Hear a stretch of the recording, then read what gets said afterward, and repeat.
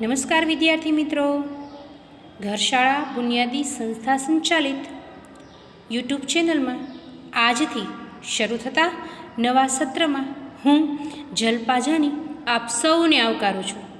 વિદ્યાર્થી મિત્રો, આપ સૌને હેપી ન્યૂ યર. અને આપ સૌએ દિવાળી પર્વમાં ખૂબ જ ફટાકડા ફોડી, નવા કપડાં પહેરી અને પર્વની ખૂબ જ સરસ ઉજવણી કરી હશે. બધા જ બાળ મિત્રોને, વિદ્યાર્થી મિત્રોને ખૂબ ખૂબ દિવાળીની શુભેચ્છાઓ. વિદ્યાર્થી મિત્રો, હવે આપણે આપણા અભ્યાસ તરફ જઈએ.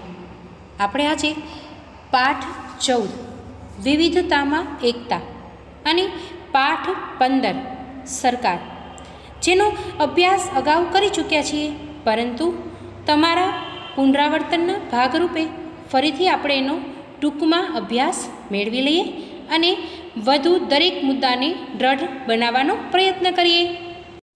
અને હા વિદ્યાર્થી મિત્રો, એ પણ આશા રાખું છું આપની પાસેથી કે આપ સૌએ અહીંથી આપેલ ગૃહ કાર્યની તેમજ દરેક સ્વાધ્યાય પત્રની નોંધ કરી હશે, સાથે સાથે થોડું ઘણું વાંચન પણ કર્યું હશે. તો ચાલો હવે આપણે અભ્યાસ તરફ જઈએ અને શરૂ કરીએ પાઠ 14ની પુનરાવર્તન માટેની શૈક્ષણિક માહિતી. આપણો પાઠ છે વિવિધતામાં એકતા. તો સૌપ્રથમ આપણે વિવિધતાની સમજ છે એ મેળવવી પડશે. કઈ કઈ રીતે આપણો દેશ વિવિધતા ધરાવે છે આપણે ભણી ચૂક્યા છીએ.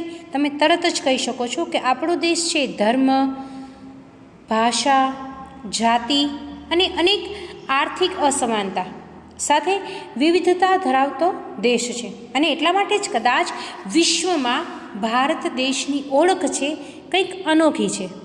જુઓ, સાથે સાથે દરેકના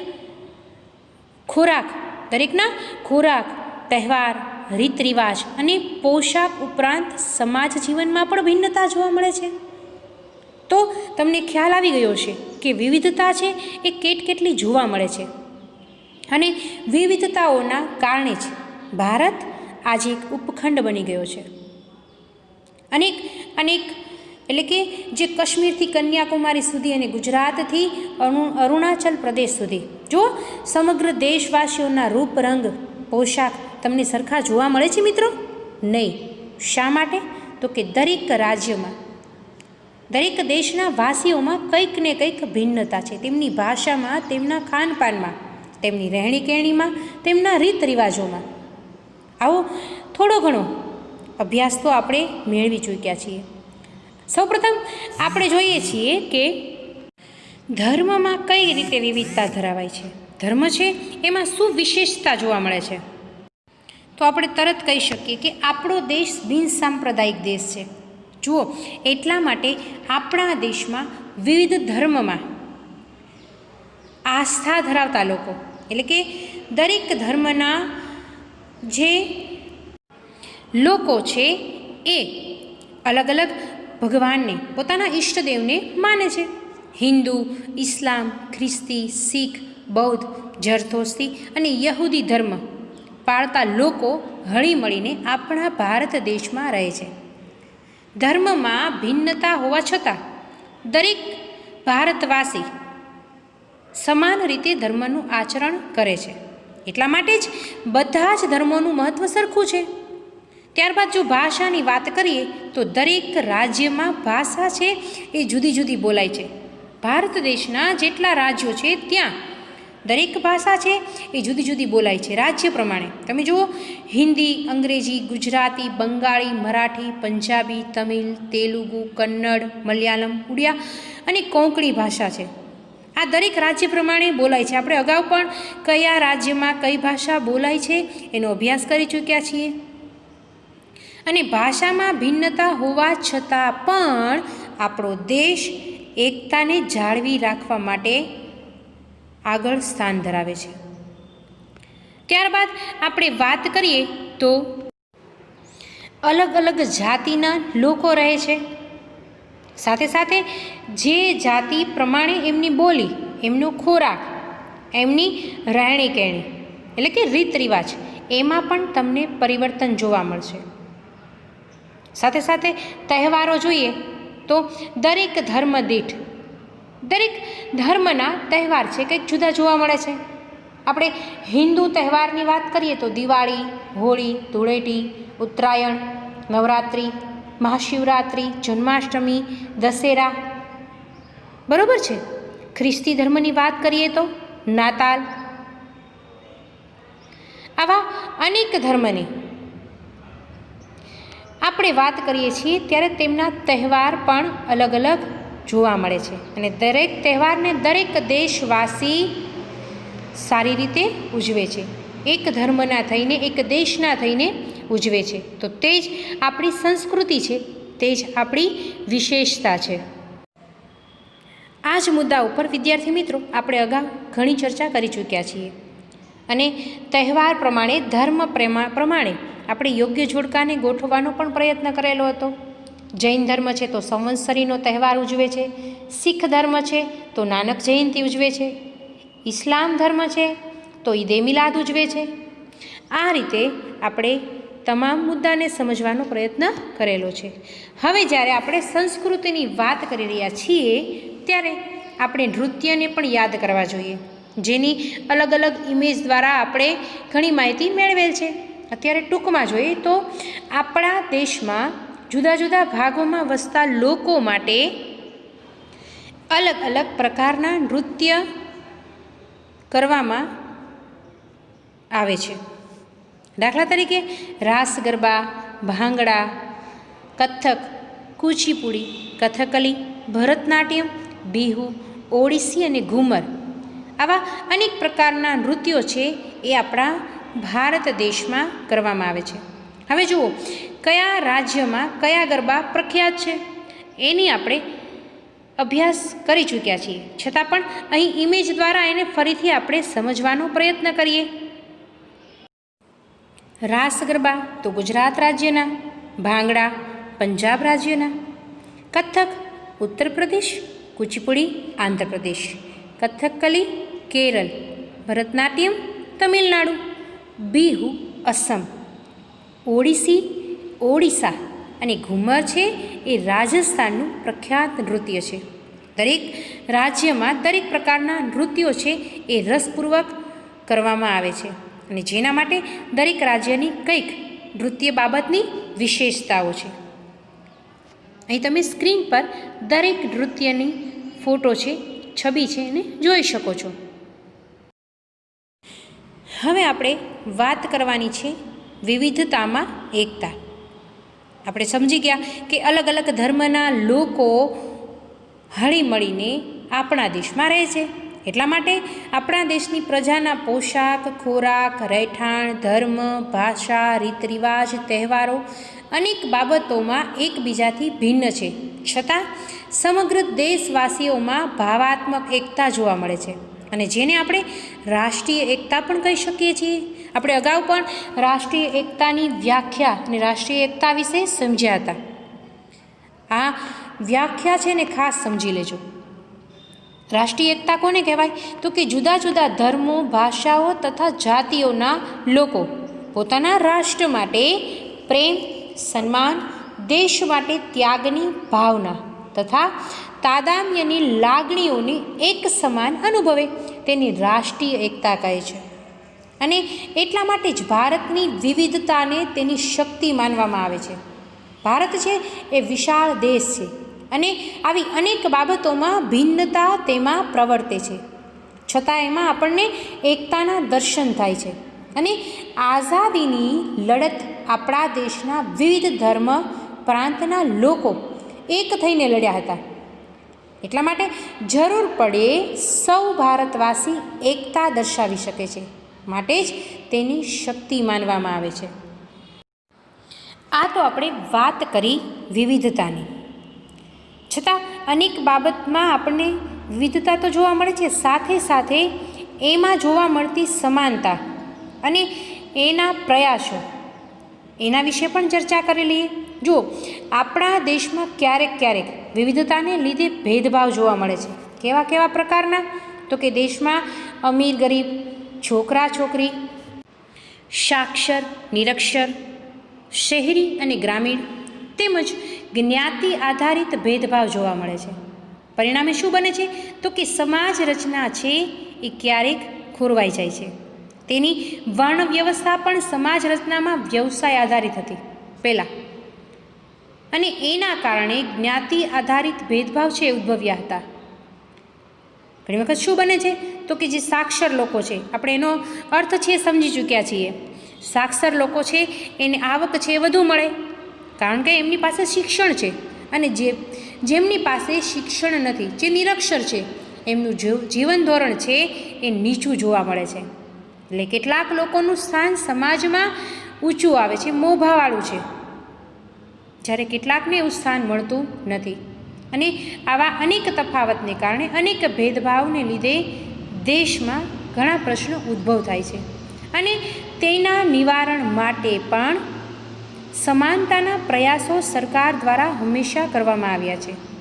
જો સૌને સમાનતાના અધિકારથી રાષ્ટ્રમાં સમાન તક, ન્યાય અને દરજ્જો પ્રાપ્ત થાય છે. મફત અને ફરજિયાત શિક્ષણના અધિકારનો કાયદો છે અમલમાં મુકાયો છે.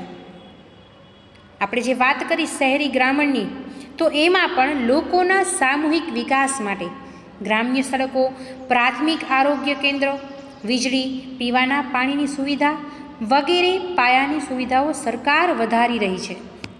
આ સાથે સાથે વિદ્યાર્થીઓ માટે છાત્રાલય, શિષ્યવૃત્તિઓ અને આર્થિક સહાયની યોજનાઓનો અમલ પણ કરવામાં આવે છે, અને જેથી સામાજિક, આર્થિક, રાજકીય તેમજ સાંસ્કૃતિક ક્ષેત્રે સૌને આગળ વધવાની તકો પ્રાપ્ત થઈ રહી છે. આ તો વાત કરીએ આપણે અનેક પ્રકારના ભેદભાવની, સાથે સાથે ચર્ચા કરેલી એ છોકરા છોકરી અંગેના ભેદભાવની પણ. જો સમાજની અંદર માનવ સંસાધન તરીકે સ્ત્રીઓની ભૂમિકા ખૂબ જ મહત્ત્વની છે, છતાં પણ આજે મોટા ભાગના કુટુંબોમાં મહિલા છે એ માત્ર ઘરકામ કરવાનું, રસોડામાં રસોઈ કરવાનું અને બાળ ઉછેરનું જ કામ કરે છે.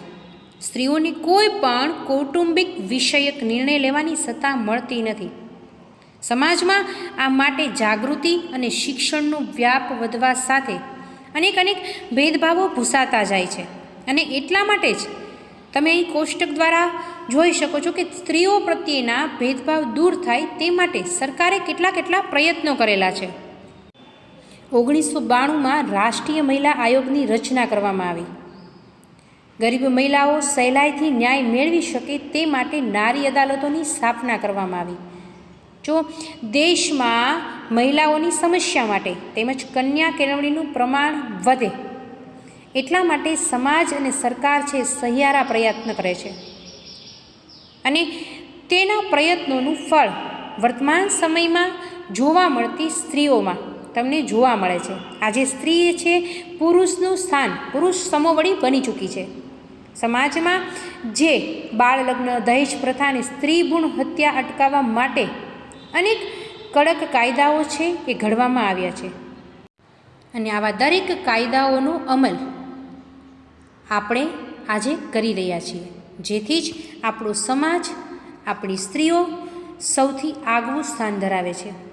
તો વિદ્યાર્થી મિત્રો, અહીંયા આગળ આપણે પાઠ 14 વિવિધતામાં એકતાનું પુનરાવર્તન પૂર્ણ કરીએ છીએ.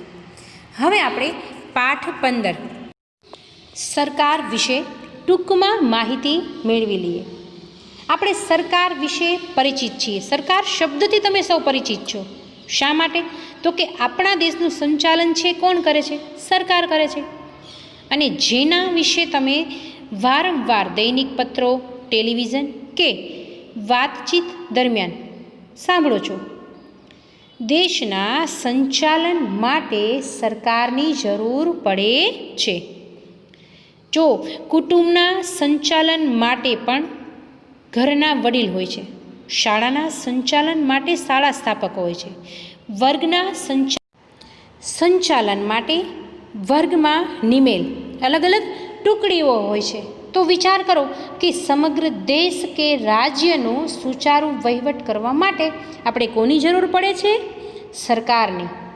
આપણી સમસ્યાઓ કે અગવડની સામે યોગ્ય વહીવટ માટે જ આપણે સરકારની જરૂર પડે છે.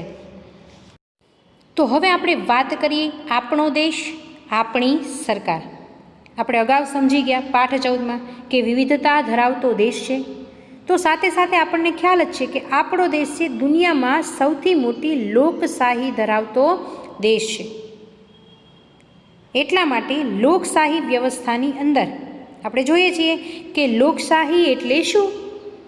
કોને કહીએ છીએ લોકશાહી? તો કે લોકોથી, લોકો વડે અને લોકો માટે ચાલતી શાસન વ્યવસ્થા, જેમાં સરકાર મહત્વનું અને આગવું સ્થાન છે ધરાવે છે. અને એટલા માટે જ વિવિધ સ્તરે સરકારની જરૂર પડે છે. આવા અનેક સ્તર તમે જુઓ, સ્થાનિક સરકાર, રાજ્ય સરકાર ને રાષ્ટ્રીય સરકાર, 3 સ્તરની સરકાર છે કામ કરે છે. અને દરેક સ્તર છે એ પોતાના સ્થાન પ્રમાણે અલગ અલગ રીતે કાર્યરત છે. જો સ્થાનિક સરકાર છે એટલે શું આવે? તો કે ગામ કે શહેરનો કાર્યભાર સંભાળે. રાજ્ય છે તો સમગ્ર રાજ્યનો કાર્યભાર સંભાળે છે. અને રાષ્ટ્રીય સરકાર છે તો એ સમગ્ર દેશમાં કાર્યભાર સંભાળે છે. આ તો આપણે વિવિધ સ્તરની સરકારની વાત કરી, પરંતુ હવે આપણે સમજવાનું છે કે દુનિયામાં સરકારના સંદર્ભે સરકાર અને તેની રચનાના આધારે સરકાર કે એની શાસન વ્યવસ્થામાં કેટલીક વિવિધતા જોવા મળે છે. એટલે કે દુનિયાના બધા જ દેશોમાં લોકશાહી શાસન વ્યવસ્થા નથી. સરકાર છે એના અલગ અલગ પ્રકારની આપણે ચર્ચા કરીએ. લોકશાહી સરકાર, સામ્યવાદી સરકાર અને રાજાશાહી સરકાર. દરેક સરકાર અલગ અલગ રીતે અલગ અલગ દેશમાં જોવા મળે છે. સૌપ્રથમ આપણે લોકશાહી સરકારની વાત કરીએ. જો લોકશાહી શાસન વ્યવસ્થાની આપણે વાત કરી લીધી છે, એટલા માટે લોકશાહી શાસન વ્યવસ્થામાં કોને કેન્દ્રમાં રાખવામાં આવે છે? તો કે લોકોને. અને એમાંથી સરકાર છે એની નિમણૂક કરવામાં આવે છે, એટલે કે સરકાર છે કાર્ય કરે છે. આપણા દેશમાં ચૂંટણી દ્વારા સ્થાનિક, રાજ્ય કે રાષ્ટ્રીય સરકારનું નિર્માણ કરવામાં આવે છે. લોકશાહી સરકાર માટે કહેવાય કે સરકારનું સંચાલન લોકો દ્વારા સીધા મતદાન થકી આડકતરી રીતે લોકો જ કરે છે. પોતાના પ્રતિનિધિને લોકો જ ચૂંટે છે. અને આપણા દેશમાં ચૂંટાયેલી સરકાર છે એની મુદત સામાન્ય રીતે કેટલા વર્ષની હોય છે? તો કે 5 વર્ષની હોય છે. આપણે કયા કયા દેશમાં કઈ કઈ સરકાર કાર્યરત છે એનો વિગતે અભ્યાસ કરી ચૂક્યા છીએ, માટે અત્યારે ટૂંકમાં સમજવાનો પ્રયત્ન કરીએ. ત્યારબાદ સરકારનો બીજો પ્રકાર છે સામ્યવાદી સરકાર. જો દુનિયાના કેટલાક દેશોમાં સામ્યવાદી શાસન વ્યવસ્થા છે જોવા મળે છે.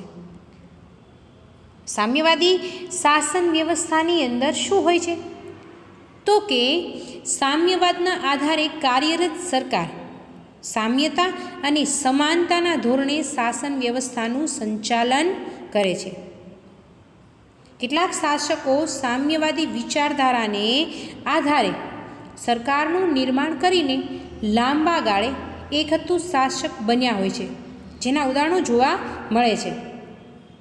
જેવી કે શ્રમિકો, મજૂરો કે શાસિત લોકોને આર્થિક, બૌદ્ધિક કે વૈચારિક રીતે સમાનતા કે સામ્યતાના આધારે સરકારનું સંચાલન કે શાસન જોવા મળે છે. વિશ્વમાં સામ્યવાદી વિચારધારાને ડાબેરી વિચારધારા તરીકે પણ ઓળખવામાં આવે છે. તમને એક વાક્યના પ્રશ્નોમાં પણ પૂછવામાં આવે, ડાબેરી વિચારધારા કોને કહેવામાં આવે છે?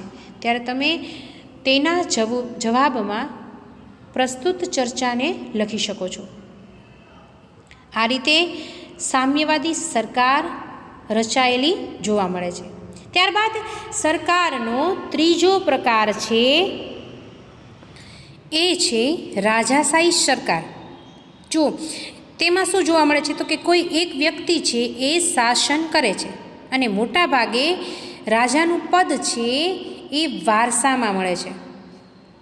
આ પ્રકારના શાસનમાં લોકોને પોતાનો શાસક ચૂંટવાનો અધિકાર હોતો નથી. એટલા માટે રાજાશાહી સરકાર માટે એવું પણ કહેવાય છે કે તે વ્યક્તિ કેન્દ્રી શાસન છે. એક વ્યક્તિ દ્વારા લેવાતો નિર્ણય જ આખરી માનવામાં આવે છે. આજે દુનિયાના કેટલાક દેશોમાં રાજાશાહી સરકાર જોવા મળે છે. તો વિદ્યાર્થી મિત્રો, આ હતા સરકારના 3 પ્રકાર: લોકશાહી સરકાર, સામ્યવાદી સરકાર અને રાજાશાહી સરકાર. હવે આપણે વાત કરવાની છે લોકશાહીના મૂલ્યો.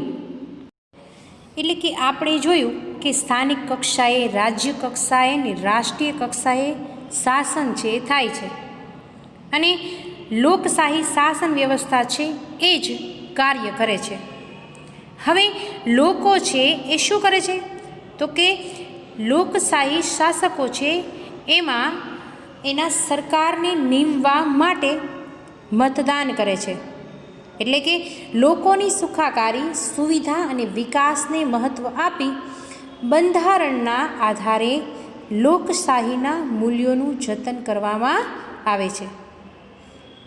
સૌને સમાનતા, સુરક્ષા, સુવિધા માટે લોકશાહીના મૂલ્યોને ધ્યાનમાં રાખવામાં આવે છે, એનું જતન કરવામાં આવે છે. આ તો વાત કરી લોકશાહીના મૂલ્યોની, પણ આપણે સમજ્યા હતા કે સરકાર છે એ દેશની સુચારુ વ્યવસ્થા માટે પણ કાર્યરત છે. તો ચાલો હવે સરકાર અને કાયદાને પણ આપણે સમજી લઈએ. જો સરકારનું કામ છે એ કાયદા બનાવવાનું છે, અને આ કાયદા છે એ સૌ લોકોએ માન્ય રાખવા પડે છે. સરકારને કામ કરવા માટે દેશના સંચાલનની જે સગવડતા છે એમાં લોકોની સુખાકારી માટે વિવિધ કાયદા મહત્ત્વનું સ્થાન છે એ જોવા મળે છે. સરકાર જોડે કાયદાના અમલ સાથે તેમાં સુધારો કરવાની પણ સત્તા હોય છે. સરકારના કાયદા કે કાર્યવાહી સંદર્ભે લોકોને લાગે કે તેનું યોગ્ય અમલીકરણ થતું નથી, ત્યારે તેઓ પોતાનો અવાજ અદાલતમાં રજૂ કરે છે. જરૂર જણાય ત્યાં અદાલત સરકારને વિવિધ મુદ્દાઓ માટે સૂચન કે આદેશ કરી શકે છે. જો તમે અહીં ન્યાયની દેવીનું ચિત્ર જોઈ શકો છો. આપણે તેના વિશે અગાઉ ચર્ચા કરી ચૂક્યા છીએ. તો વિદ્યાર્થી મિત્રો, અહીંયા આગળ આપણે પાઠ 15 સરકારનું પણ પુનરાવર્તન છે એને પૂર્ણ કરીએ છીએ. તો આ સાથે આપણે આજે પાઠ 14 અને પાઠ 15 બંનેનું પુનરાવર્તન કરીને તમામ મુદ્દાઓને વધુ દ્રઢ બનાવવાના પ્રયત્નો કરીશું.